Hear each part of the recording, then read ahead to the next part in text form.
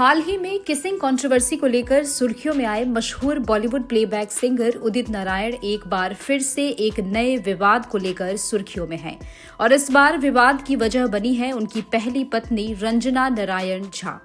बता दें कि उदित नारायण की पहली पत्नी रंजना नारायण झा ने 2022 में सुपौल फैमिली कोर्ट में दाम्पत्य जीवन फिर से बहाल करने के लिए मुकदमा दर्ज कराया था, जिसके चलते सिंगर उदित नारायण झा को शुक्रवार को सुपौल बिहार के फैमिली कोर्ट में पेश होना पड़ा।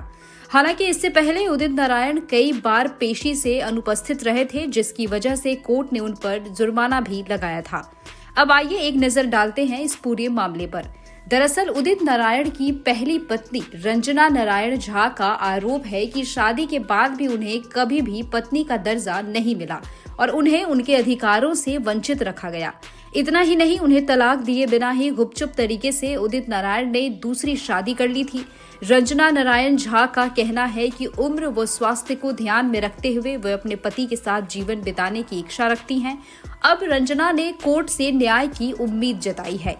हालांकि इन सब के बीच रंजना नारायण झा ये दावा भी कर रही हैं कि उदित नारायण ने न केवल उनके अधिकारों का हनन किया है, बल्कि नेपाल स्थित उनकी जमीन के 18 लाख रुपए भी अपने पास रख लिए हैं। इतना ही नहीं, जब वह मुंबई में उदित नारायण से मिलने जाती हैं तो उनके पीछे गुंडे लगा दिए जाते हैं। बता दें कि 1 दिसंबर 1955 को उदित नारायण का जन्म बिहार के सुपौल जिले के बायसकोट गांव में हुआ था। 1984 में सुपौल बिहार के रंजना झा से उनकी शादी हुई थी, जिसके बाद 1985 में उन्होंने मुंबई में दीपा नारायण गहतराज से दूसरी शादी कर ली थी।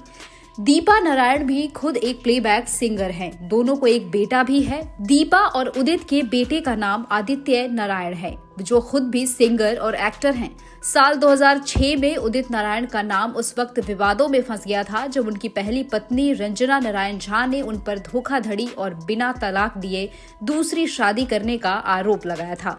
हालांकि शुरुआत में उदित नारायण रंजना से शादी की बात से लगातार इनकार करते रहे, लेकिन जब रंजना ने कोर्ट का दरवाजा खटखटाया और उदित से उनकी शादी के तमाम फोटो और डॉक्यूमेंट्स अदालत के सामने रखे, उसके बाद उदित नारायण को रंजना से शादी की बात माननी पड़ी थी। इस मामले में कोर्ट ने फैसला सुनाया था कि सिंगर को दोनों पत्नियों को साथ रखना होगा। इसके बाद एक इंटरव्यू में खुद उदित नारायण ने यह बात माना कि वो रंजना झा को हर महीने जीवन यापन का खर्चा देते हैं। उनकी दोनों पत्नियों के बीच अब कोई विवाद नहीं है, लेकिन अब इसी मामले में एक बार फिर ये नया विवाद शुरू हो गया है। हालांकि इसको लेकर उदित नारायण झा की तरफ से यह खबर लिखे जाने तक कोई प्रतिक्रिया नहीं आई है। दरअसल कोर्ट में पेशी के बाद उदित नारायण मीडिया से बचते नजर आए।